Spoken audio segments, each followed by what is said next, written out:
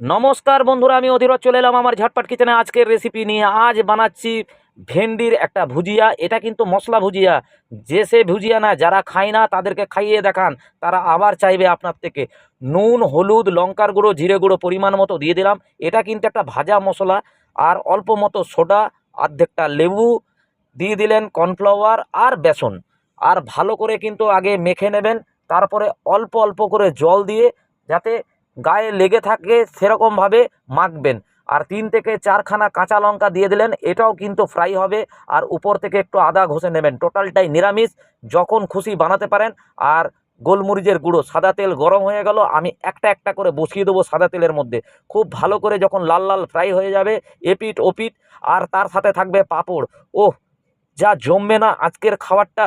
আপনারা শুধু সাথে থাকুন।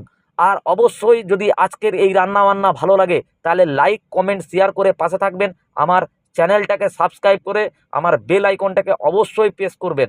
তাহলে কিন্তু আমি নিত্য নতুন ভিডিও আপনাদের সামনে এইভাবে আনতে উৎসাহ পাবো। তো বন্ধুরা, আজকে এই পর্যন্ত।